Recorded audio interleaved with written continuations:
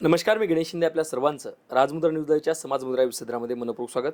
आज आपण आहोत वसमत विधानसभा मतदारसंघामध्ये आणि आज आपण शिवसेनेचे राजूदादा चापके यांच्याशी संवाद साधणार आहोत. राजूदादा चापके म्हणजे एक महाविद्यालयीन जीवनापासून शिवसेनेतले कट्टर शिवसैनिक म्हणून त्यांची ओळख आहे आणि कुठल्याही पदावर नसताना त्यांनी जवळपास 50 ते 60 कोटी रुपयाचा निधी आपल्या भागामध्ये विकास कामासाठी आणलेला आहे आणि ते सध्या शिवसेनेकडून इच्छुक उमेदवार देखील आहेत. आपण त्यांच्याशी संवाद साधणार आहोत राजमुद्रा न्यूजच्या समाज मुद्रा विसर्जनामध्ये.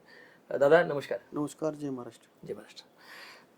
दादा, आम्ही पाहत असताना जनतेचा आता राजमुद्रा न्यूजच्या माध्यमातून आम्ही बराच कोल घेत असताना आणि बऱ्याच लोकांचं असं म्हणणं होतं की तुमचं नाव बरेच जण घेत होते आणि म्हणत होते की बराच विकास कामं केलेत, विकास निधी आणलाय, परंतु आम्ही तर असं ऐकलं की तुम्ही फक्त तालुका अध्यक्ष आहात. उल्लेख सत्ता हे नसताना, एखाद्या राजकीय म्हणजे लोकप्रतिनिधी नसताना देखील एवढं कामं आणलात.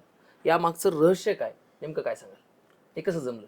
मी महाविद्यालयीन जीवनापासून तर शिवसेनेचा एक कार्यकर्ता, एक शिवसैनिक आहेच.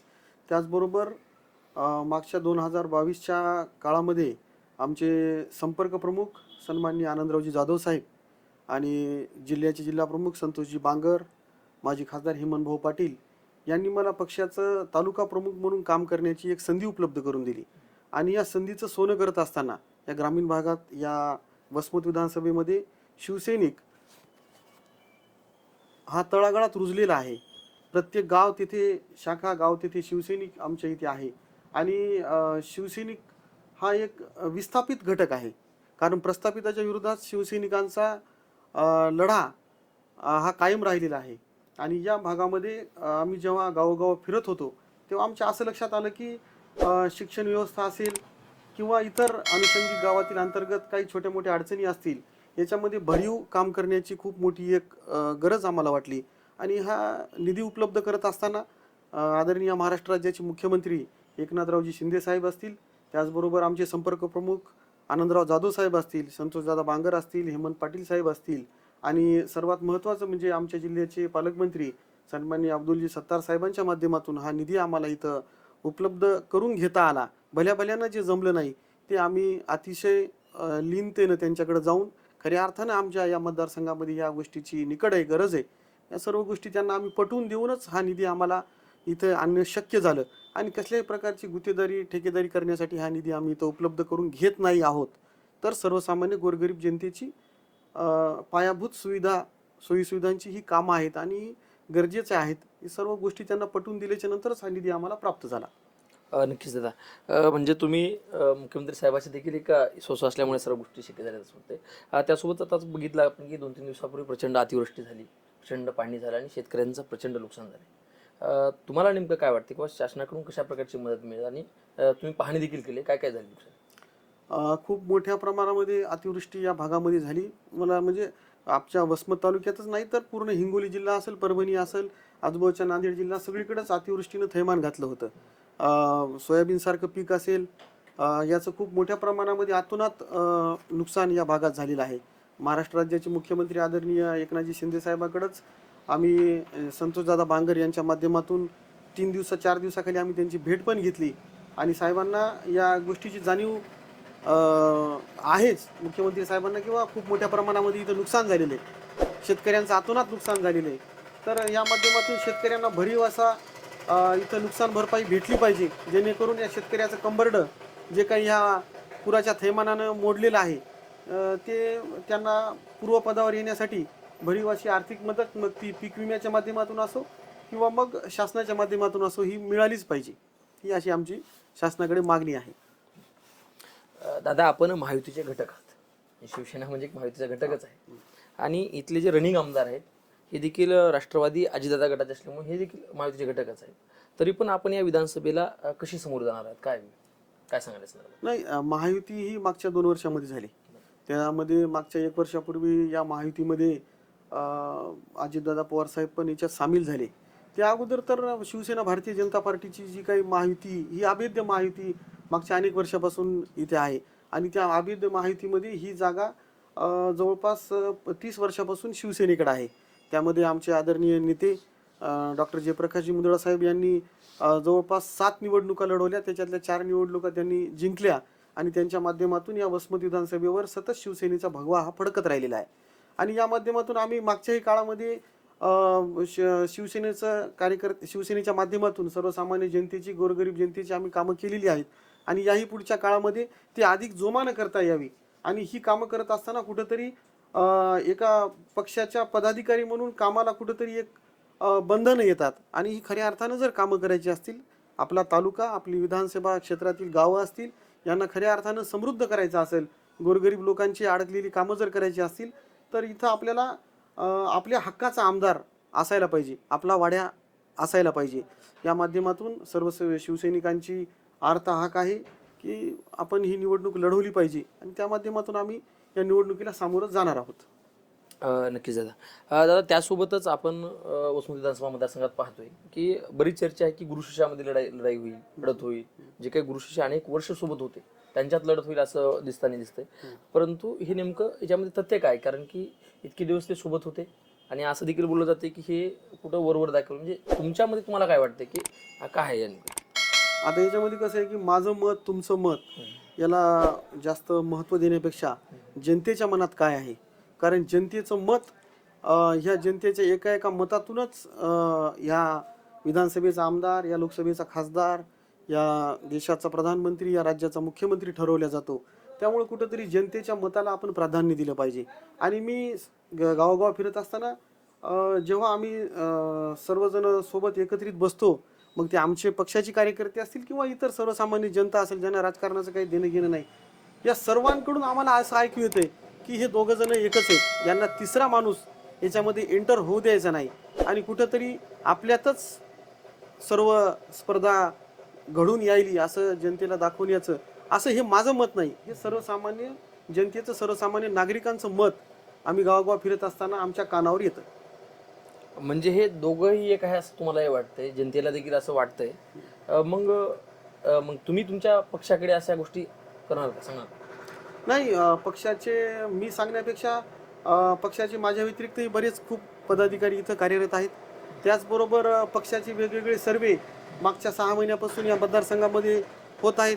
मग ते शिवसेनेचेच असतील, भारतीय जनता पार्टीचे असतील, त्याचबरोबर राष्ट्रवादीचे दोन गट झाले त्यांचे पण असतील, काँग्रेसचे पण असतील. हे वेगवेगळ्या पद्धतीने त्यांचे सर्वे या मतदारसंघात होत असतात आणि त्याच्या माध्यमातून ह्या ज्या काही आपण सांगितलेल्या ह्या गोष्टी आहेत, ह्या गोष्टी पक्षीय पातळीवर त्यांच्या कानावर आहेत.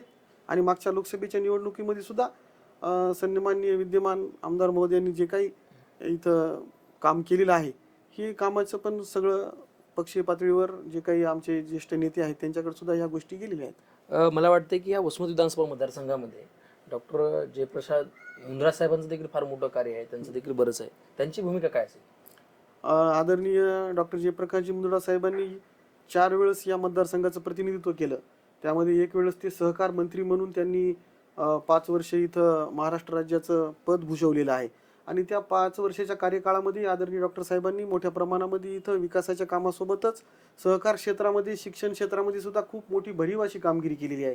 त्यांच्या माध्यमातून बाराशिव सहकारी साखर कारखाना असो, त्याचबरोबर स्टॉकप्लायसारखी एक संस्था असो, त्याचबरोबर रोकडेश्वर सहकारी सूतगिरणी असो, अशा संस्था त्यांनी या काळामध्ये उभारल्या आणि निश्चित त्यांचं सुद्धा शिक्षण क्षेत्रामध्ये सुद्धा योगानंद कॉलेज असतील किंवा इतर अनुषंगिक त्यांनी भरपूर आश्रमशाळा असतील, इतर शैक्षणिक संस्था असतील, अशा खूप मोठी त्यांचं भरीव अशी त्यांची पण कामगिरी आहे आणि निश्चित याही पुढच्या काळामध्ये ते माझ्यासोबत राहतील आणि माझ्यासारख्या एका तरुणाला आशीर्वाद देतील अशी माझी अपेक्षा आहे. दादा, तुम्ही अनेक वर्षापासून म्हणजे महाविद्यालयीन जीवनापासून इकडे फिरत असता, पाहत असता, याच भूमीत तुमचा जन्म झालेला आहे. तुम्हाला काय काय वाटतं की ह्या विधानसभा मतदारसंघात कोणकोणत्या प्रश्नापासून हा मतदारसंघ वंचित आहे, या संदर्भात काय सांगाल? आता मी बऱ्याच वर्षापासून इथं फिरत असताना मी राजकारणात यायच्या अगोदरही समाजकारणामध्ये कार्यरत होतोच आणि समाजकारणाच्या माध्यमातूनच मी राजकारणात आलो, कारण आम्हाला कुठलीही राजकीय पार्श्वभूमी नाही, माझ्या घराला कसल्याही प्रकारची राजकीय पार्श्वभूमी नाही. माझे आई वडील माझे कुणीच राजकारणामध्ये नव्हते. प्रथमतः मी राजकारणामध्ये समाजकारणाच्या माध्यमातून, माझ्या वडिलांनी सुद्धा समाजकारणामध्ये भरपूर असं काम केलेलं आहे. मग पण त्यांनी कधी त्याचं कॅल्क्युलेशन, त्याची गोळाबेरीज करून आम्ही कधी राजकारणात उतरलो नाही. परंतु या मागच्या काळामध्ये संतोषदादा बांगर असतील, आमचे आनंदराव जाधव साहेब असतील, हेमंत भाऊ असतील, यांनी सांगितलं की राजू, तू कुठंतरी राजकारणामध्ये यायला पाहिजेस आणि समाजकारणाच्या माध्यमातून तुम्ही जे सातत्यानं काम केलेलं आहे याची कुठंतरी गोळाबेरीज होऊन आपण राजकारणामध्ये आलं पाहिजे. आणि तरुणांनी राजकारणात खरं येण्याची खऱ्या अर्थानं गरज आहे. या सर्व गोष्टीला हे करून मी राजकारणात आलो आणि मागच्या समाजकारणाच्या काळामध्ये कार्यकाळामध्ये माझ्या तरुणपणापासून म्हणजे आज माझं वय 38 वर्षे आहे. मागच्या जवळपास 18-20 वर्षापासून मी या मतदारसंघात फिरत असताना प्रकर्षानं मला जाणीव या गोष्टीची वाटली की हा जो वसमत विधानसभा मतदारसंघ आहे हा येलदरी, सिद्धेश्वर आणि आपला इसापूर डॅमच्या भिजवण क्षेत्रामध्ये येतो, कमांडखाली येतो. तर या भागामध्ये खऱ्या अर्थानं जर गरज असेल तर ती विजेची. कारण इथं विजेचा खूप मोठ्या प्रमाणामध्ये तुटवडा आहे. मग त्यामध्ये ट्रान्सफॉर्मर जळणं असतील, कारण त्याच्यावर ओव्हरलोड होतात. कॅनलला जेव्हा रोटेशन येतात त्या काळामध्ये खूप मोठ्या प्रमाणामध्ये शेतकऱ्यांची लाईटमुळे हेळसांड होते. पाणी असताना सुद्धा भिजवण त्यांना करता येत नाही. त्याचबरोबर मग आपल्या जिल्हा परिषदच्या शाळा असतील, गोरगरिबी शेतकऱ्यांची, शेतमजुरांची मुलं जर कुठे शिकत असतील तर ती आपल्या जिल्हा परिषदच्या शाळेमध्ये शिकतात. या खूप मोठ्या आणि याही व्यतिरिक्त रस्त्याच्या खूप मोठ्या अडचणी आहेत, आरोग्य सुविधांच्या अडचणी आहेत. त्याचबरोबर जे काही आपली कॅनॉल्स आहेत त्या कॅनॉल खूप मोठ्या प्रमाणात नादुरुस्त आहेत. या बाबतीमध्ये खऱ्या अर्थाने या विधानसभा क्षेत्रामध्ये काम करण्याची एक खूप मोठी संधी आहे. संधी आहे म्हणताय. दादा त्यासोबतच जर यदा कदाचित तुम्हाला पक्षाने जबाबदारी दिली, ठीक आहे सगळं झालं आणि जनतेने तुम्हाला स्वीकारून जबाबदारी दिली, म्हणजे तुम्हाला संधी मिळाली, तर तुम्ही या मतदारसंघामध्ये कोणतं व्हिजन समोर घेऊन जाणार आहात? जर मला जनता जनार्दनाने आणि आदरणीय एकनाथजी शिंदे साहेबांच्या माध्यमातून जर इथं निवडणूक लढवण्याची संधी मिळाली आणि तुम्ही म्हणलं त्याप्रमाणे जर मी त्याच्यामध्ये यशस्वी झालो तर निश्चित माझं या मतदारसंघाबाबतीमध्ये खूप मोठं व्हिजन आहे. ते खऱ्या अर्थानं शेतकरी शेतमजुरांच्या बाबतीमध्ये गोरगरीब जनतेची जी काही मुलं आहेत ती सर्वार्थानं त्यांचं शिक्षण हे त्यांना स्थलांतरित न होता आपल्या त्या गावातच त्यांना चांगल्या पद्धतीने मिळावं यासाठी जिल्हा परिषदेच्या ज्या काही शाळांच्या वर्गखोल्या आहेत या सुसज्ज वर्गखोल्या त्यांना निर्माण करून देणं. त्याचबरोबर सिद्धेश्वर येलदरीची जी काही कॅनॉल्स आहेत ती कॅनॉल अतिशय नादुरुस्त अवस्थेत आहेत, त्यांची सुधारणा करून शेतकऱ्यांचा जो काही पाण्याचा जो काही लॉस होतो हा लॉस भरून काढण्यासाठी या कालव्यांची दुरुस्ती होणं अत्यंत आवश्यक आहे. त्याचबरोबर विजेचा खूप मोठा प्रश्न आहे. आजसुद्धा आम्ही विधानसभा मतदारसंघामध्ये फिरत असताना ट्रान्सफॉर्मर जळण्याचं खूप मोठं प्रमाण या मतदारसंघामध्ये आहे. आणि हे का होतं तर कारण या मतदारसंघामध्ये 33 केवीचे आपले हे आहेत युनिट आहेत. हे 33 केवीचे युनिट आपल्याला अजून इथं 8 ते 10 युनिट आपल्याला इथं आणणं आवश्यक आहे, जेणेकरून विजेचा वापर अतिशय सुलभतेने शेतकऱ्यांना होणं सुलभ होईल. त्याचबरोबर या मतदारसंघामध्ये शेतकऱ्यांना मागेल त्याला ट्रान्सफॉर्मर ही विजेची व्यवस्था करून देणं ही खूप मोठं एक काळाची गरज आहे. आणि त्याचबरोबर आरोग्याच्या सुविधा असतील, रस्त्याच्या सुविधा असतील, या बाबतीत सुद्धा खूप मोठं भरीव तरतूद होणं काळाची गरज आहे. आणि त्याचबरोबर इथं माननीय बाळासाहेब ठाकरे हळद संशोधन केंद्राचे जे काही काम आज आदरणीय हेमंतभाऊ पाटील यांच्या माध्यमातून चालू आहे त्या कामाला सुद्धा खूप मोठी गती देऊन त्या जो काही केंद्र आहे त्याचं काम लवकरात लवकर होण्याची सुद्धा आवश्यकता आहे. आपण याशिवाय हळद संशोधन केंद्र तर इथं होतच आहे, त्याच्यामध्ये आपल्याला गती देणं आवश्यक आहे. त्याचबरोबर आमच्या भागामध्ये हळद, ऊस याच्या व्यतिरिक्त सर्वात जास्त जे पीक पिकवलं जातं ते आहे सोयाबीन. तर ह्या सोयाबीनला जर इथंच आपण प्रक्रिया उद्योग देऊ शकलो एखाद्या व्यापाऱ्याच्या, कारण हे काही शासनाच्या माध्यमातून होणाऱ्या गोष्टी नाहीत. एक यशस्वी आमदार म्हणून जर आपल्याला इथं काम करायचं असेल तर आपल्याला शासन पातळीवरून एक मोठे व्यापारी वर्गाला इथं पाचारण करून व एक सोयाबीनच्या वर जे काही प्रक्रिया उद्योग असतील ते प्रक्रिया उद्योग आपल्या भागात आले पाहिजेत. कारण वसमतला लागून माळवटा MIDC आहे, अतिशय भकास असं तिथं उदास चित्र आहे. आमदार महोदयांचं काम असतं किंवा तिथं जाणं, त्या गोष्टीला पाहणं, किंवा इथं एवढ्या मोठ्या प्रमाणात ही जागा उपलब्ध आहे. इथं पहिले जुने काही व्यापार जे काही फॅक्टरीज होत्या त्या बंद झालेल्या आहेत. मग त्या कशामुळं बंद झाल्या, त्या कशामुळं अडचणीत आल्या, ह्या सगळ्या गोष्टींचा आपण कुठंतरी या पालक म्हणून आपण त्याचा विचार केला पाहिजे. या बाबतीमध्ये खूप मोठ्या प्रमाणामध्ये काम करणं आवश्यक आहे. आणि सोयाबीनच्या बाबतीमध्ये इथं जर आपल्याला प्रक्रिया उद्योग झाला तर व्यापाऱ्यांना सुद्धा इथपासून सोयाबीन त्या फॅक्टरीपर्यंत नेण्याचा जो काही खर्च आहे, म्हणजे इथून मला तरी वाटतं की 100-200 किलोमीटरच्या दूरच प्रक्रिया उद्योग आहेत. तो जर प्रक्रिया उद्योग वसमतसारख्या MIDC असेल किंवा वसमतसारख्या शहराच्या बाजूला जर झाला तर निश्चित शेतकऱ्यांना अजून चांगला दर मिळेल आणि या माध्यमातून शेतकऱ्यांचा विकास झाल्याशिवाय राहणार नाही. आणि इथं बाजारपेठ सुद्धा खूप मोठ्या प्रमाणामध्ये त्या अनुषंगानं वाढेल. त्याचबरोबर आपण इथं वसमतमध्ये शहरामध्ये एंट्री केल्यावर बघत असाल की रस्त्याचं काय विद्रूप असं चित्र आहे. या धुळीनं परेशान झालेली आहे जनता. याचं कुठंतरी आमदार म्हणून हे पालकत्वाचं काम आहे किंवा हा कशामुळं ही अवस्था अशी बिकट झालेली आहे. जनतेला माहीत आहे की आज इथं ह्या रस्त्याची कशामुळं बिकट अवस्था आहे, कोण त्याच्यामध्ये टक्केवारीचा भागीदार आहे. या सर्व जे काही टक्केवारीचं राज आहे हे कुठंतरी आपल्याला संपुष्टात आणावं लागेल. बसस्टँडचं चित्र पहा तुम्ही, आज भकास अवस्था आहे. आज तिथं जर उभं राहिलं तर तुम्हाला उभं राहण्यासाठी निवाऱ्याची सुद्धा आज व्यवस्था नाही. ते बसस्टँड किती मला वाटतं मागच्या 2 वर्षापासून बसस्टँडची ही अवस्था आहे. कसल्याही प्रकारची तिथं सुद्धा भरीव असं काम करण्याची त्या गरज आहे. त्याचबरोबर तुम्ही ग्रामीण भागात आज जवळपास मी 140 वर्गखोल्या जिल्हा परिषदच्या शाळेसाठी मंजूर करून दिल्या. त्यांचं कामसुद्धा यशस्वीरित्या पूर्ण झालेलं आहे. आज तिथे विद्यार्थी शिक्षण घेत आहेत. परंतु जवळपास 1000 वर्गखोल्यांची या वसमत विधानसभा क्षेत्रामध्ये जवळपास 219 गाव आहेत आणि वसमत शहरासारखं एक खूप मोठं शहर आहे. इथं जवळपास 1000 वर्गखोल्याची आवश्यकता आहे. या वर्गखोल्या शासन स्तरावरून असतील, मग जिल्हा नियोजन स्तरावरून असतील, या मंजूर करून आणण्याचं सुद्धा काम हे कुठेतरी आमदाराचं आहे. कारण आमदार हा पालक आहे. मी वारंवार आपल्याला ह्यासाठी सांगतो की आमदार हा पालक आहे आणि ही कामं सर्व आमदाराचीच कामं आहेत.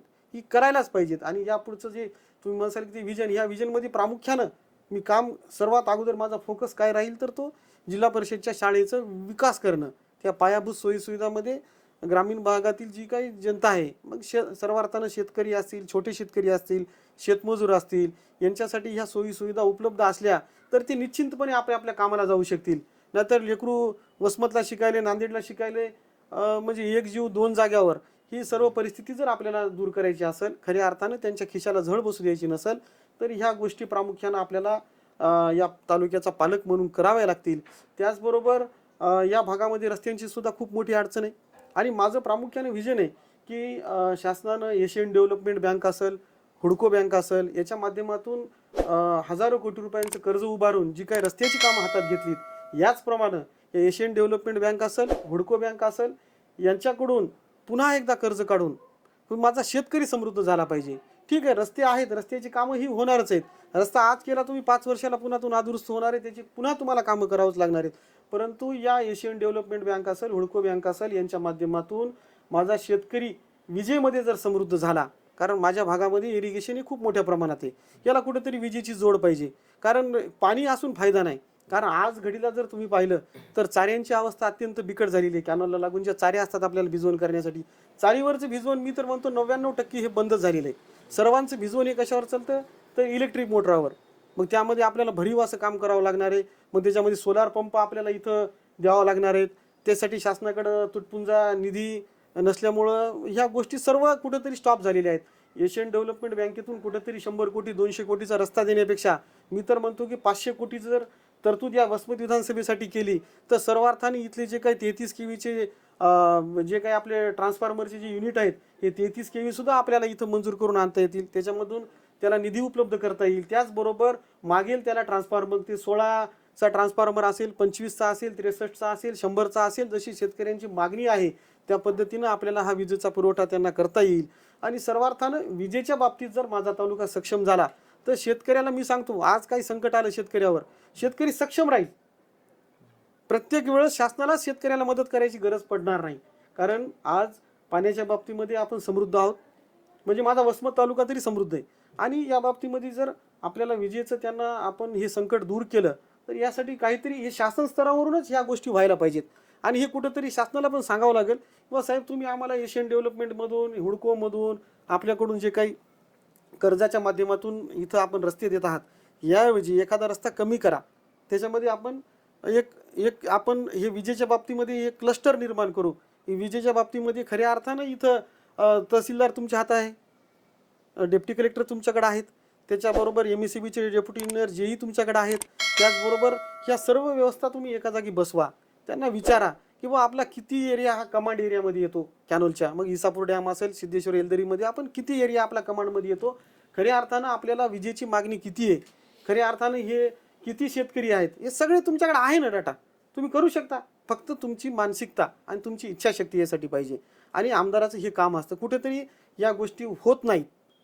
या गोष्टी मला पुढच्या काळामध्ये घडवून आणायच्यात आणि निश्चित या गोष्टी जर झाल्या तर या वसमतचा कायापालट, या शेतकऱ्यांचा कायापालट झाल्याशिवाय राहणार नाही. राहिली गोष्ट शहरातली, आम्ही मागच्या वेळेस सुद्धा आदरणीय हेमंत भाऊच्या माध्यमातून इथं खऱ्या अर्थानं जर गरज होती शहरात तर ती ड्रेनेजची गरज होती. कारण रोगराईचं प्रमाण खूप मोठ्या प्रमाणामध्ये वसमत शहरामध्ये प्रत्येक वेळेस रोगराईचं प्रमाण हे खूप मोठ्या प्रमाणामध्ये शहरात आहे. याला खऱ्या अर्थानं जर हे शहरातलं घाण पाणी, सांडपाणी, जे काही पावसाचं पाणी हे खऱ्या अर्थानं शहरातून आपल्याला योग्य पद्धतीनं निचरा करायचा असेल तर त्यासाठी ड्रेनेजचं काम होणं हे अत्यंत आवश्यक होतं. परंतु जे विद्यमान महोदय आमदार आहेत त्यांनी ह्या ड्रेनेजच्या कामाला तिलांजली देऊन त्यांनी रस्त्याची कामं मंजूर करून आणली. माझा त्यांच्यावर मी आरोप म्हणून करत नाही, परंतु आपण जे सांगितलं, माझं विजन विचारतात ते सर्व अर्थानं अगोदर इथं काम करण्याची आवश्यकता होती, तर ते ड्रेनेजचं काम करणं अत्यंत आवश्यक होतं. कारण आज आपण जिथं तुम्ही बसलात, माझं घर हे वसमतच्या उंच भागावर आहे आणि खालचा भाग मग दर्गा मोहल्ला असेल, शुक्रवार पेठ असेल, हे जे काही खालचे जे भाग आहेत उघडी नदीकडे जसं आपण जातो, हा जो उताराचा भाग आहे हा कुठंतरी तिथं पाणी ब्लॉक होतं. आता तिथं छोटा तलाव आहे, बडा तलाव आहे. या मागच्या पावसाळ्यामध्ये आपण पाहिलं की तिथं खूप मोठा तलाव फुटून मोठी हानी झाली. त्या बाबतीत सुद्धा आजपर्यंत वर्षाचा काळ गेला, कसल्याही प्रकारची त्याच्यामध्ये सुधारणा झाली नाही. तो तलाव तसाच फुटलेला आहे. त्याच्यामध्ये कुठंतरी आपलं एक 100 फूट 50 फुटाचा गाळ काढून कुठंतरी लोकांना दिखावा करण्याचं काम झालं. या बाबतीमध्ये सुद्धा खूप मोठी आवश्यकता आहे. ते तलावाचं काम होणं सुद्धा गरजेचं आहे. आणि सगळ्यात महत्त्वाचं काम म्हणजे ड्रेनेजची सुविधा या वसमत शहरात जर झाली तर निश्चित या शहरामध्ये जी रोगराईचं प्रमाण आहे आणि लोकांच्या घरामध्ये पाणी जाण्याचं जे प्रमाण आहे हे सर्वार्थानं संपुष्टात येईल. या बाबतीमध्ये सुद्धा काम होणं गरजेचं आहे. त्याचबरोबर या भागामध्ये जी साखर कारखानदारी आहे, या साखर कारखानदारीच्या माध्यमातून इथं ऊस संशोधन केंद्र आहे. या ऊस संशोधन केंद्रामध्ये सुद्धा इथले जे साखर कारखानदार जे लोक आहेत किंवा जे सहकार क्षेत्रामध्ये काम करणारे जे लोक आहेत यांचं प्रामुख्याने ते ऊस संशोधन केंद्राला पुनरुज्जीवित करण्याचं काम आहे, ते सुद्धा कुठंतरी त्यांच्यावर दुर्लक्ष होतं. आणि या बाबतीमध्ये पूर्णा नदीवरील जी बॅरेजेस आहेत, आदरणीय महाराष्ट्र राज्याचे मुख्यमंत्री महोदयांनी हेमंत भाऊ पाटील साहेबांकडे, आम्ही इथे खासदार होते त्यावेळेस आम्ही त्यांच्याकडे पाठपुरावा केला की भाऊ हे वर्षानुवर्ष रखडत आलेलं काम आहे, हे कुठंतरी तुम्ही पूर्णत्वाला न्या. कारण याच्यामध्ये अनेक नेते आले, सगळ्यांनी आश्वासने दिली, पण हे काम कधी पूर्णत्वाला जात नव्हतं. याच्यामध्ये प्रामुख्यानं अडचण होती तर पाणी उपलब्धता प्रमाणपत्राची. आणि पाणी उपलब्धता प्रमाणपत्र हे जर आपल्याला या महाराष्ट्र राज्याच्या प्रमुखांनी जर हे काम हातात घेतलं तर 100% ते काम होणार होतं. म्हणून आदरणीय हेमंत भाऊकडे आम्ही पाठपुरावा केला. भाऊंचे आणि आदरणीय एकनाथभाई शिंदे यांचे संबंध अतिशय जिव्हाळ्याचे होते आणि एकनाथभाई शिंदे यांनी पाणी उपलब्धता प्रमाणपत्रासाठी लागेल ती मदत केली आणि पाणी उपलब्धता प्रमाणपत्रामधल्या सगळ्या अडचणी त्यांनी स्वतः मीटिंग घेऊन दूर करून या बंधाऱ्यांचा मार्ग मोकळा केला. आणि बंधाऱ्यांच्या निविदा आज पूर्ण झालेल्या आहेत.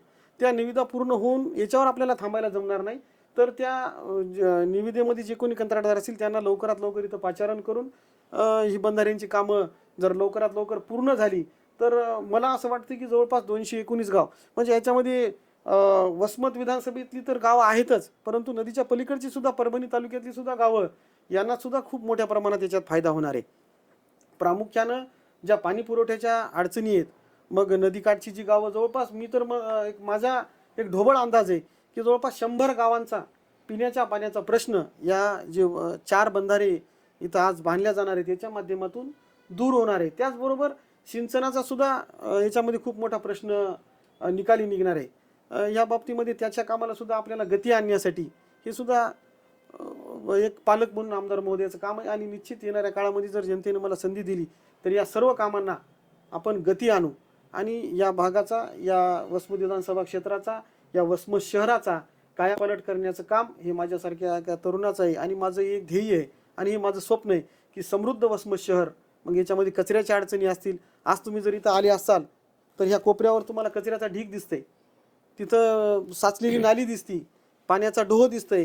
ही अत्यंत दयनीय अशी अवस्था आहे वसमत शहराची झालेली आहे. या वसमत शहराला आता तुम्ही जर इकडे परभणीकडे जाताना हे रेल्वेचा ओव्हरब्रिज आहे, तिथं जर तुम्ही गेले तर सगळं जे काही खाण्यातलं जे वेस्टेज आहे हे पूर्ण रस्त्यावर आणून टाकल्या जाते. कसल्याही प्रकारचे त्याच्यावर केमिकल वगैरे काही टाकल्या जात नाही. रोगराई पसरण्याचं हे खूप मोठं कारण आहे. या गोष्टीवर कुठंतरी आपल्याला आळा आणावं लागेल. या गोष्टीला कुठंतरी आपल्याला तिलांजली द्यावं लागेल. या गोष्टी संपुष्टात आणावं लागतील. हे काम पालक म्हणून आमदाराचं आहे. ह्या गोष्टीला कुठंतरी आपण कमी पडत आहोत. काही जनतेची ओरड आहे, पण कोणी ऐकून घ्यायला तयार नाही. मागच्याही काळामध्ये वसमत शहरामध्ये सर्वसामान्य गोरगरीब लोक, आमचे शेतकरी वर्गातले लोक सामान खरेदी करण्यासाठी वसमत शहरात येत होते. त्यांनी मोटरसायकल, त्यांना पार्किंगचा कुठेही बोर्ड नाही, कसल्याही प्रकारची पार्किंगची व्यवस्था नाही. डायरेक्ट त्यांची मोटरसायकल उचला की टाका गाडीमध्ये, द्या 500 रुपये, द्या 1000 रुपये. हे सगळं ब्लॅकमेलिंगचं काम चालू होतं. मी त्यावेळेस इथं कदम म्हणून PI होते, त्यांच्याकडे गेलो, निवेदन दिलं.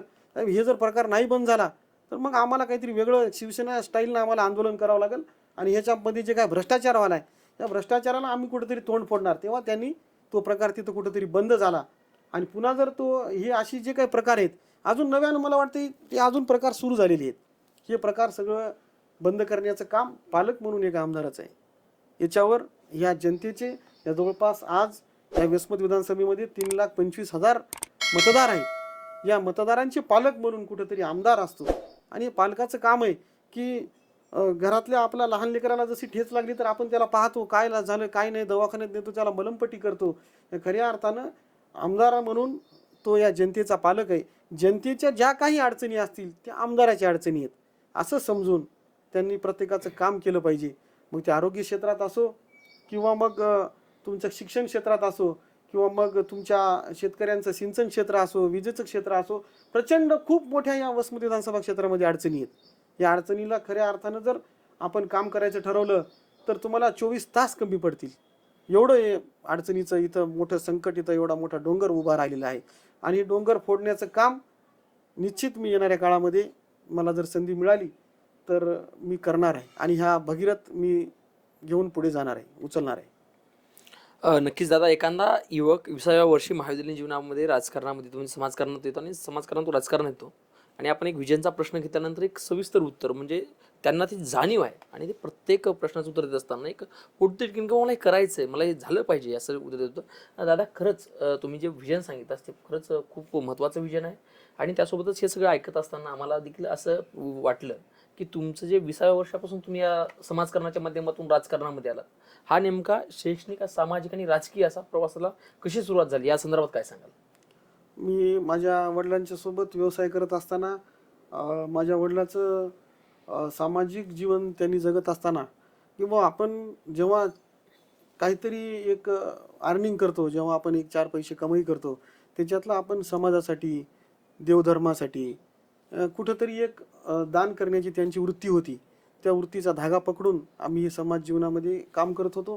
काही लोकांचं म्हणणं होतं की बा तुमच्यासारखे लोक हे समाजकारणातच न राहता, व्यवसायातच न राहता, तुमच्यासारख्या तरुणांना राजकारणात येण्याची अत्यंत आवश्यकता आहे. कारण या वसमत विधानसभा क्षेत्रामध्ये जे काही तथाकथित जे लोक राजकारणी होते, ह्या सर्वांची परिस्थिती पाहता काही लोकांची मागणी होती की बा दादा, तुमच्यासारखा माणूस कुठेतरी राजकारणात यायला पाहिजे. मग त्याच आमचे नेते संतोषदादा वांगर असतील, हेमंत पाटील साहेब असतील, त्याचबरोबर आनंदराव जाधव साहेब असतील, आणि आता नव्यानं माझ्या पाठीवर कौतुकाची थाप आणि मला आशीर्वाद देणारे डॉक्टर जयप्रकाशजी मुंदडा साहेब असतील, यांच्या माध्यमातून मी या समाज जीवनातून या राजकारणामध्ये आलो. आणि राजकारणामध्ये आलो असताना माझ्या वागण्यातून, माझ्या बोलण्यातून मी राजकारणी व्यक्ती नाहीच. मुळातच आमचा राजकारण हा पिंडच नाही. आम्ही राजकारणात जेव्हा आलो, राजकारणामध्ये काम करत असताना समाजकारणाची धुरा पकडूनच आम्ही समोर जात आहोत. आता वसमत म्हटलं की हळद आणि ऊसासाठी थोडा समृद्ध असल्यामुळे, हेच पाणी असल्यामुळे, आणि त्यासोबतच आपल्याकडं अजून देखील MIDCच्या माध्यमातून तरुणांना रोजगार देण्याच्या माध्यमातून काय विजन आहे? हळद आणि ऊस, त्याचबरोबर सोयाबीन या क्षेत्रामध्ये वसमत तालुका अग्रगण्य आहे. आणि महाराष्ट्रातच नाही तर या अख्ख्या भारत देशामध्ये सगळ्यात जास्त हळदीचा पेरा कुठं असेल तर तो आपल्या वसमतमध्ये. हळदीच्या क्षेत्रामध्ये आपण आदरणीय खासदार हेमंत भाऊंच्या पाठीमागं आम्ही पाठपुरावा करून हळद संशोधन केंद्र हे कुठंतरी हिंगोलीसारख्या ठिकाणी स्थापित होणार होतं. ते भाऊंच्या पाठीमागं लागून आम्ही इथं वसमतला आणण्याचा त्याच्यासाठी खूप मोठा प्रयत्न केला, आणि त्याच्यामध्ये आम्ही यशस्वी झालो. त्यामध्ये खूप मोठ्या प्रमाणात आम्हाला अडचणी आल्या. मग ती कनेरगाव येथील जमीन हस्तांतरण करून घेण्यासाठी पण खूप मोठ्या अडचणी झाल्या. काही विरोधकांनी आमच्यावर आरोप केले किंवा ही जमीन कुठेतरी प्रायव्हेटायझेशनमध्ये जात आहे. आजही तुम्हाला आपल्या माध्यमातून मी सर्व जनतेला सांगू इच्छितो की तुम्ही कुठेही जाऊन त्या सेतू सुविधावर जाऊन तुम्ही सातबारा काढू शकता. कनेरगावची जी 65-66 एकर जमीन आहे ही आज सुद्धा कृषी विभागाच्या नावाने, कुण्या प्रायव्हेट कुण्या खाजगी व्यक्तीच्या नावानं ती नाही. हे काम करत असताना आमच्यावर प्रचंड मोठी संकटं इथं आली. त्या संकटांना पेलून आम्ही बाजूला झालो आणि याच्यातून यशस्वीरित्या मार्ग काढत आज हळद संशोधन केंद्राचं काम चांगल्या पद्धतीने चालू आहे. याचबरोबर ड्राय लॉजिस्टिक पार्कच्या माध्यमातून, हेमंत भाऊच्या माध्यमातून आम्ही एक यशस्वी पाऊल इथं उचललं. भेंडेगाव शिवारामध्ये जवळपास 250 एकर जमिनीवर ड्राय लॉजिस्टिक पार्कच्या माध्यमातून एक खूप मोठं लॉजिस्टिक पार्क इथं उभारलं जाणार आहे. या भारताचे दळणवळण मंत्री नितीनजी गडकरी साहेब यांच्याकडे सुद्धा आम्ही हेमंत भाऊच्या माध्यमातून बरेच वेळ जाऊन आलो. त्यांनी सुद्धा सांगितलं त्यांच्याकडे आज ती फाईल पुटअप झालेली आहे. येत्या काही दिवसामध्ये ती फाईल, कारण ते केंद्र शासनाचा निधी त्याला लागणार आहे. रेल्वेच्या पटरीच्या लागून जुनोना शिवार भेंडेगाव शिवारामध्ये ती जमीन हस्तांतरित करून घेण्याचं काम या महाराष्ट्र राज्याचे उद्योग मंत्री उदयजी सामंत यांच्या माध्यमातून झालेलं आहे. याच्यामध्ये आम्ही यशस्वी झालेलो आहोत.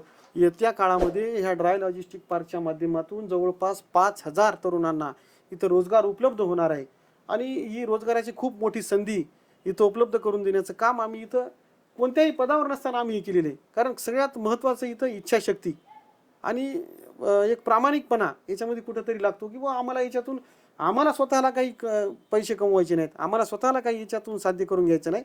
आपल्याला जे काय काम करायचं आहे ते ह्या भागातील तरुणांसाठी, युवकांसाठी आपल्याला काहीतरी एक ठोस असं काम इथं करायचं आहे. या माध्यमातून ड्राय लॉजिस्टिक पार्कचं सुद्धा काम येत्या काळामध्ये आपल्याला लवकरच चालू झालेलं दिसेल. त्याचबरोबर राहिला प्रश्न MIDCचा. वसमतची MIDC जागा असून सगळं असून अतिशय भकास अशी मिनी MIDC आहे. MIDC फार काही मोठी नाही, मिनी MIDC आहे. परंतु त्या मिनी MIDCमध्ये सुद्धा आपल्याला नवनवीन उद्योग आणून त्याचं आपल्याला व्यापाऱ्यांना एक कुठंतरी शाश्वती द्यावं लागेल की बाबा या तुम्ही इथं उद्योग स्थापित करा, त्यांची तुम्हाला कुठेतरी मिटिंग घ्यावं लागेल. ह्या गोष्टी कुठेही मागच्या काळामध्ये आम्हाला दिसल्या नाही आणि ती ताकद माझ्यात आहे की बाबा आम्ही व्यापाऱ्याला कन्व्हिन्स करू शकतो, या इथं उद्योग उभारा, तुम्हाला काही अडचणी, तुमची अडचण ती माझी अडचण असं समजून जर आपण यापुढच्या काळात काम केलं तर निश्चित व्यापारी वर्ग इथं येऊन त्यांचे उद्योग थाटण्यासाठी उत्साही राहील, उत्सुक राहील. त्यांना ती ताकद देण्याचं काम पालक म्हणूनही आपलं असतं. नक्कीच दादा. त्यासोबतच आपण कुठल्याही लोकप्रतिनिधी असताना देखील जवळपास 200 गावात DP देण्याचं काम केलं आणि हे करत असताना इथले जे आता रनिंग आमदार आहेत, या रनिंग आमदाराच्या कामगिरीकडे तुम्ही कसे बघता, काय वाटतं? त्यांच्या कामगिरीकडं बघायचं म्हणलं तर विद्युत क्षेत्रामध्ये अतिशय निराशाजनक त्यांची कामगिरी आहे आणि या बाबतीमध्ये खऱ्या अर्थानं जर गरज शेतकऱ्यांच्या प्रामुख्यानं आज जर अडचण म्हणलं तर तुम्हाला ही विजेचे जे ट्रान्सफॉर्मर जळण्याची जी काही इथली परिस्थिती आहे, अतिशय भयावह परिस्थिती आहे. तुम्हाला सांगतो, ट्रान्सफॉर्मर जर जळाला तर तुम्हाला 1.5 2 महिने ट्रान्सफॉर्मर तुम्हाला उपलब्ध होत नाही. या बाबतीमध्ये अतिशय निराशाजनक अशी परिस्थिती आहे. शेतकऱ्यांना आडमुठ्या पद्धतीनं इथली लोक काहीच्या काही पैसे मागून त्यांना आडमुठ्या पद्धतीने त्यांना ब्लॅकमेल करून किंवा DP जळाला नाही तुमचा, हे DP काय तुम्हाला महिना 2 महिने भेटत नाही, तुम्ही आमचा नवीन ट्रान्सफॉर्मर घेऊन जा, असं करा तसं करा, असे त्यांना सजेशन दिले जातात. अतिशय चुकीच्या पद्धतीने हे काम मागच्या या 4-5 वर्षाच्या काळामध्ये इथं सुरू झालेलं आहे. हे सर्व याच्यामध्ये सर्व राजकारण घुसलेलं आहे आणि जे पालक म्हणून तुम्ही ज्यांचं नाव घेतलं याच्यातून भरमसाठ कमाई करण्याचं काम या लोकांच्या माध्यमातून होतं आहे. शेतकऱ्यांची पिळवणूक करण्याचं काम होतं आहे, शेतकऱ्याच्या टाळूवरचं लोणी खाण्याचं काम कुठंतरी केलं जातं आहे. या गोष्टीला आम्ही कुठंतरी स्टॉप देण्याचं काम, थांबवण्याचं काम केलं. आता माझ्याकडून रोज आजकाल वापटीचं प्रकरण होतं, त्याच्यानंतर किनोळ्याचं होतं, मुडीचं होतं, अशा वेगवेगळ्या आता तुम्हाला असंख्य तुम्ही सांगितलं 200 नाही तर 500च्या वर ट्रान्सफॉर्मर जे शेतकऱ्याचे जळालेली रोहित्र आहेत, हे शेतकऱ्याचे जळालेली रोहित्र त्यांना तात्काळ उपलब्ध करून 1ही रुपया न लागू देता उपलब्ध करून देण्याचं काम मी शिवसेनेचा तालुका प्रमुख म्हणून केलेलं आहे. का? कारण ती मंडळी आपल्याकडे येते तर एक अशा अपेक्षेने येते किंवा आपल्याला एखाद्या राजकीय व्यक्तीकडे एखादी सर्वसामान्य माणूस कशासाठी जातो किंवा त्याची पिळवणूक व्हायली, त्याला अनावश्यक तिथं खर्च करावा लागायला, हे कुठंतरी आमच्यासारख्याचं कर्तव्य आहे, काम आहे की बाबा त्याची पिळवणूक होऊ नये. त्याची पिळवणूक करणाऱ्या लोकांना तुम्हाला नीट करावं लागेल, त्यांना त्यांची जागा दाखवावं लागेल आणि ती जागा दाखवण्याचं, ही पिळवणूक बंद करण्याचं काम आम्ही शिवसेना स्टाईलनं केलं. आणि ट्रान्सफॉर्मरच्या बाबतीमध्ये शेतकऱ्यांना समृद्ध करण्याची तर गरज आहेच, परंतु जळालेली जी काय आज तात्पुरती ट्रान्सफॉर्मर त्यांना उपलब्ध करून देण्यासाठी आम्ही तात्काळ स्वरूपामध्ये त्यांना मदत केलेली आहे. नक्कीच दादा, आमदाराच्या कामगिरी तुम्ही समाधानी असं दिसतंय. त्यासोबतच आपण वसमतमध्ये पाहत असताना अनेक वेळा कुठंतरी दडपशाही देखील पाहताना दिसते. आम्ही अनेक मागल्या सभेमध्ये एक मोठ्या दिग्गज नेत्याकडून देखील असं ऐकलं की पत्रकारावर दबाव येतो, खरं काही दाखवू दिलं जात नाही. यावर आपलं काय मत आहे? नाही, ते तर सर्वसामान्य जनतेला जरी तुम्ही विचारलं की बा या दडपशाहीच्या बाबतीमध्ये, आज परभणी जिल्हा मध्यवर्ती सहकारी बँक या वसमत विधानसभा क्षेत्रामध्ये बऱ्याच ठिकाणी त्याच्या शाखा आहेत. याचे संचालक कोण आहेत आज वसमत तालुक्याचे? तर इथले आमदारच याचे संचालक आहेत.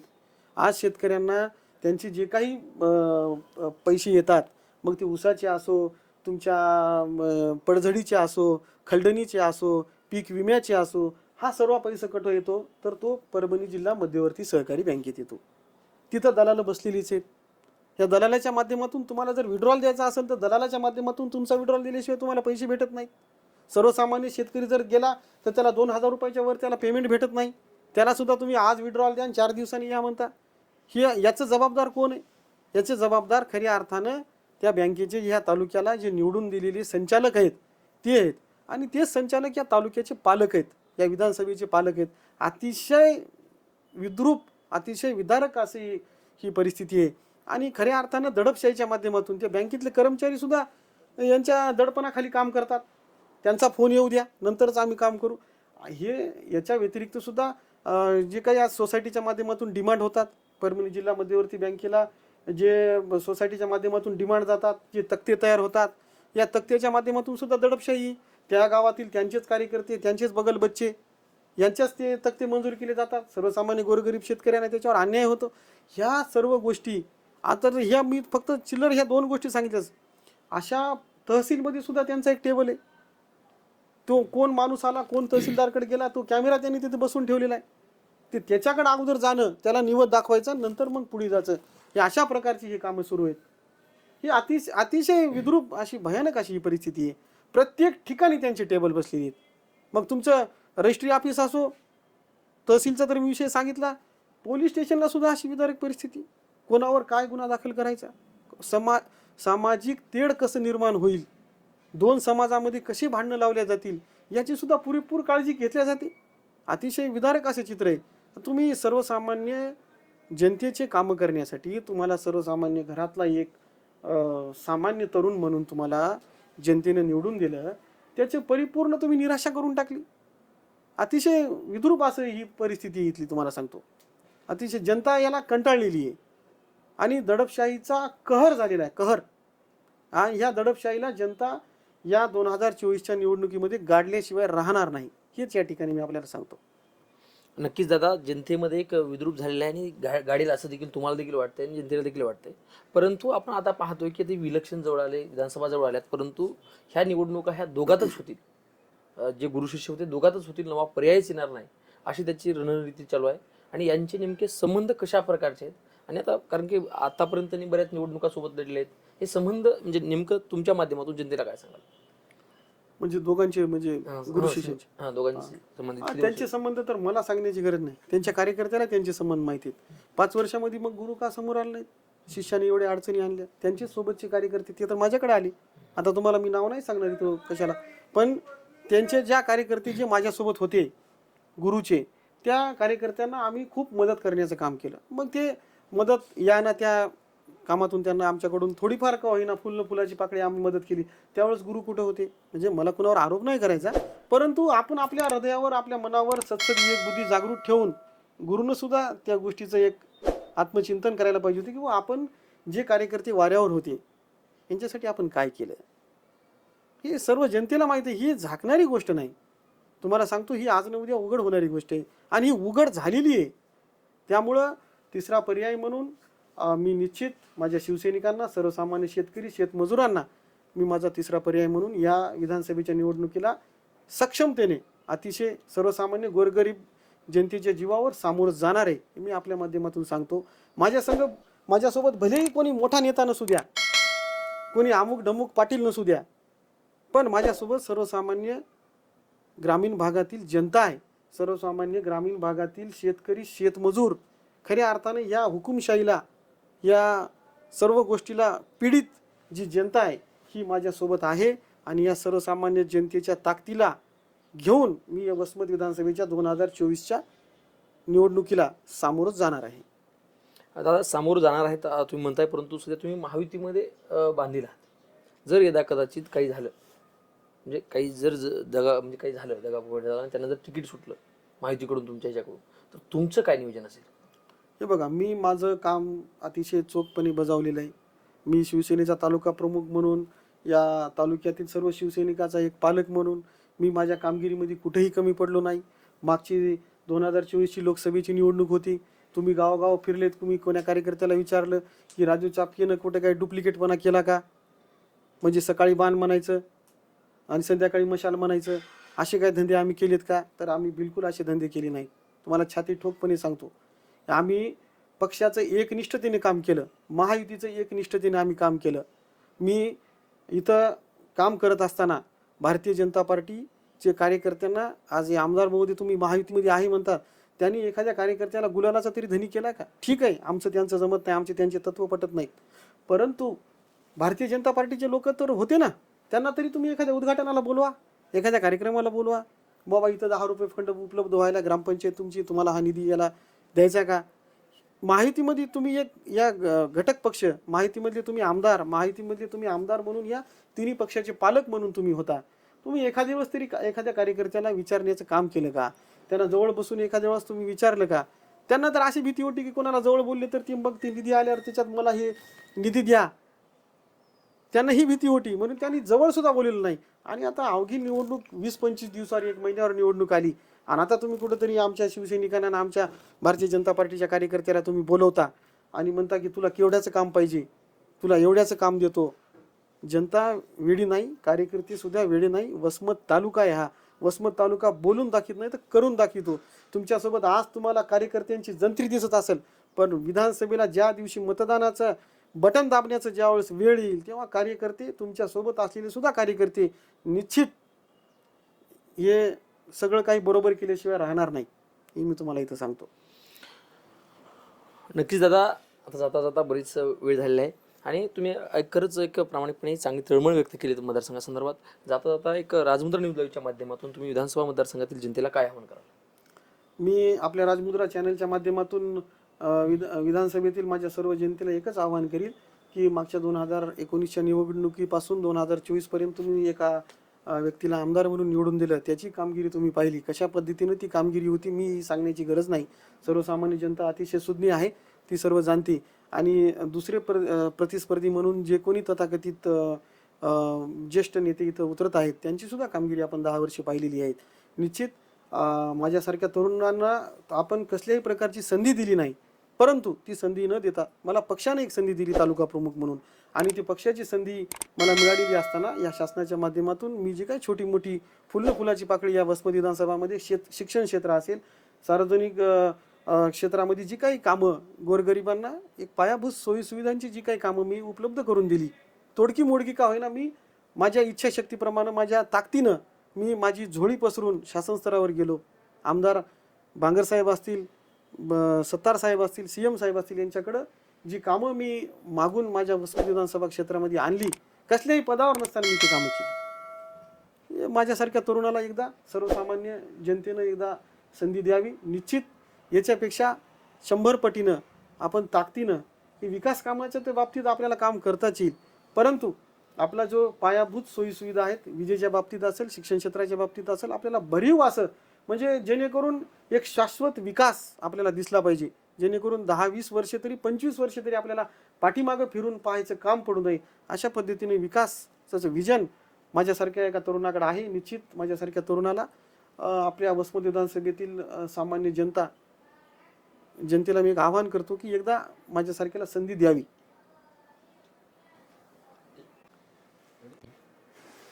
दादा, आपण बोलताना म्हणालात की या आमदाराच्या कामगिरीवर आपण समाधानी नाही, तिथली जनता समाधानी नाही, तर मग आपल्याला आपली नेमकी विधानसभेच्या बाबतीमध्ये भूमिका काय असेल? जर तुम्हाला तिकीट नाकारलं तर तुम्ही अपक्ष म्हणून उभा राहणार का, एक सक्षम पर्याय म्हणून या जनतेसमोर उभा राहणार का? निश्चित महायुती म्हणून आमदार महोदय हे महायुतीत होते का नाही हे त्यांना सुद्धा माहीत नव्हतं, परंतु कुठंतरी आता आज महाविकास आघाडीकडून त्यांना उभं राहायचं होतं, म्हणजे परत त्यांना हे निधी सगळं घेऊन मग नंतर पुन्हा अजून त्यांना महाविकास आघाडीमध्ये उडी मारायची होती, परंतु त्यांचं हे स्वप्न त्यांच्या गुरूंनी पूर्णपणे तोडलेलं आहे. कारण गुरु तिथं दावेदार झालेले आहेत.